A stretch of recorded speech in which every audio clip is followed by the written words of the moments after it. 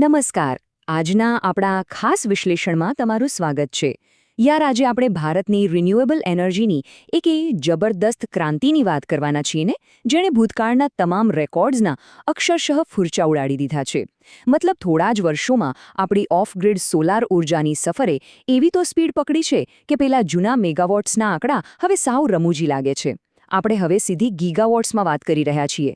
તો તૈયાર થઈ જાઓ એકદમ માઇન્ડ બ્લોઈંગ અને ડેટા ડ્રિવન ચર્ચા માટે, જે આપણે જોઈશું કે ભારતે કઈ રીતે પોતાના જ જૂના ટાર્ગેટ્સને 1-2 નહીં પણ પૂરા 300 ગણા માર્જિનથી તોડી નાખ્યા છે. ઓકે, તો ચાલો સીધા ડેટામાં ડાઇવ લગાવીએ. જરા થોડા વર્ષો જૂના એક પાઠ્યપુસ્તકના આ આંકડા ઉપર નજર કરો. અહીં ફેઝ 3નો ટાર્ગેટ જુઓ. કેટલો છે? માત્ર 118 મેગાવોટ. હા, બરાબર સાંભળ્યું, ખાલી 118 મેગાવોટ. સાચું કહું તો એવું લાગે છે કે જાણે આ કોઈ બીજા જ જમાનાની વાત છે. આની નીચે પીએમ કુસુમ અને સૌભાગ્ય યોજનાઓનો બસ એક નાનકડો ઉલ્લેખ છે. તમને જાણીને આશ્ચર્ય થશે કે એક સમયે આ 118 મેગાવોટ આપણા માટે બહુ મોટો ટાર્ગેટ મનાતો હતો. પણ દોસ્તો, આજની વાસ્તવિકતા જમીન આસમાન જેટલી અલગ છે. તો અહીં સમજવા જેવો સૌથી ક્રુશિયલ પોઈન્ટ એ છે કે પેલા જૂના લક્ષ્યાંકો અને આજની રિયાલિટી વચ્ચેનો તફાવત ખરેખર કેટલો વિશાળ છે.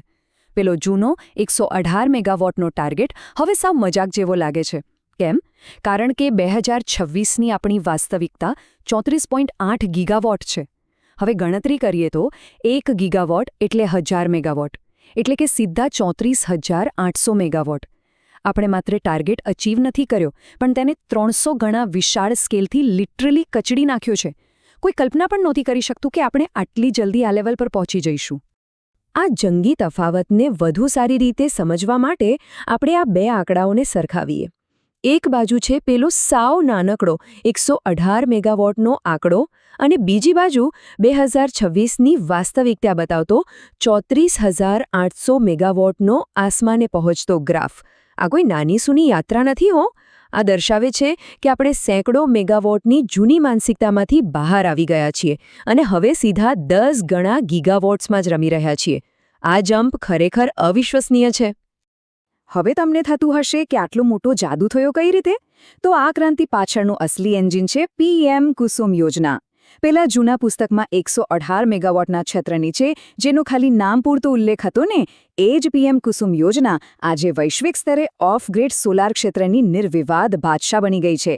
માર્ચ 2026 સુધીમાં 34.8 ગીગાવોટનો જે તોતિંગ ટાર્ગેટ સેટ થયો છે તે મુખ્યત્વે આ યોજનાના દમ પર જ છે. આ સ્કેલ એટલો મોટો છે કે દુનિયાભરના મોટા એક્સપર્ટ્સ પણ અચંબામાં પડી ગયા છે. હવે આ માહિતીમાં સૌથી રસપ્રદ બાબત જો કોઈ હોય તો એ છે આ 30 લાખનો ફિગર. આ માત્ર ફાઇલોમાં દબાયેલો કોઈ સરકારી આંકડો નથી. આ 30 lakh stand alone solar agricultural pump છે, જે પહેલા પ્રદૂષણ ફેલાવતા અને અવાજ કરતા જૂના ડીઝલ પંપની જ જગ્યા લઈ રહ્યા છે.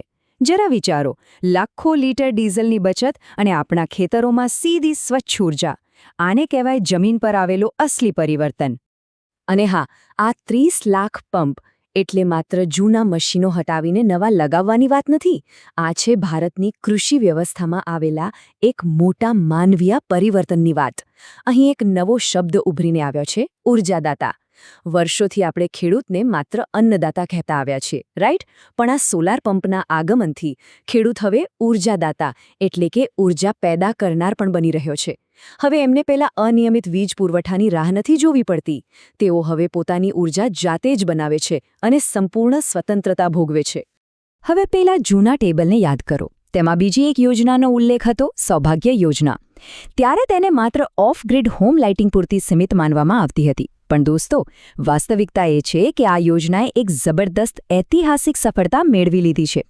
ભારતમાં 100% ગામડાઓનું વિદ્યુતીકરણ પૂર્ણ થઈ ગયું છે. દેશના છેવાડાના દરેક ગામ સુધી હવે મેઇન ગ્રીડ દ્વારા વીજળી પહોંચી ગઈ છે. મતલબ કે હવે પેલા ઓફ ગ્રીડ હોમ લાઇટિંગવાળા કોન્સેપ્ટની કોઈ ખાસ જરૂર જ નથી રહી.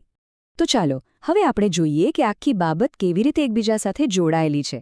આ પ્રોગ્રેસ બહુ જ લોજિકલ છે. સ્ટેપ 1માં આપણી પાસે સૌભાગ્ય યોજના હતી. ત્યારે ઓફ ગ્રીડ લાઇટિંગની જરૂરિયાત હતી કારણ કે ઘણા વિસ્તારોમાં વીજળી નહોતી પહોંચી. પછી આવ્યું સ્ટેપ 2, જ્યાં આપણે 100% ગ્રામ્ય વિદ્યુતીકરણ પ્રાપ્ત કરી લીધું. હવે કારણ કે પાવર ગ્રીડ લગભગ દરેક ઘર સુધી પહોંચી ગઈ છે, તેથી આપણે સીધા સ્ટેપ 3માં એન્ટ્રી મારી છે અને તે છે ગ્રીડ કનેક્ટેડ રૂફટોપ સોલાર. ટૂંકમાં કહીએ તો જ્યારે એક બેઝિક જરૂરિયાત પૂરી થાય ત્યારે આપણું વિઝન આપોઆપ વધુ સ્માર્ટ અને મોટા લક્ષ્ય તરફ શિફ્ટ થઈ જાય છે. અને આ જ વસ્તુ બહુ શાનદાર રીતે દર્શાવે છે કે શા માટે સરકારનું આખું ફોકસ હવે એકદમ નવી દિશામાં શિફ્ટ થઈ ગયું છે. જૂના ઓફ ગ્રીડ ફોકસનું સ્થાન હવે પીએમ સૂર્યઘર મફત વીજળી યોજનાએ લઈ લીધું છે. આ છે અત્યાધુનિક ગ્રીડ કનેક્ટેડ રૂફટોપ સોલાર. આનો ફાયદો શું? ઘરોની છત પર સોલાર પેનલ લગાવીને પરિવારોને દર મહિને 300 યુનિટ મફત વીજળી આપવામાં આવે છે. મતલબ કે હવે આપણો ટાર્ગેટ માત્ર ઘરમાં અજવાળું કરવાનો નથી રહ્યો, પણ લોકોના વીજળી બિલને સીધા ઝીરો પર લાવવાનો છે. તો આજના આ વિશ્લેષણમાં આપણે જોયું કે કેવી રીતે માત્ર 118 મેગાવોટના નાના લક્ષ્યાંકથી શરૂ કરીને ભારત આજે 34.8 ગીગાવોટના ગંજાવર શિખર પર બિરાજમાન છે. અને અંતે હું તમને એક બહુ જ રસપ્રદ પ્રશ્ન પૂછીને જવા માંગુ છું. જરા વિચારો, જો ભારતે તેના ભૂતકાળના સોલાર લક્ષ્યાંકોને 300 ગણા માર્જિનથી ધ્વસ્ત કરી દીધા હોય, તો આવનારા દાયકામાં આપણે કયા નવા અને અકલ્પનીય સીમાચિહ્નો હાંસલ કરીશું? એક વાત તો પાક્કી છે કે રિન્યુએબલ એનર્જીના મામલે ભારત માટે હવે કંઈ જ અશક્ય નથી. આજના આ ડેટા ડ્રિવન વિશ્લેષણમાં જોડાવા બદલ તમારો ખૂબ ખૂબ આભાર.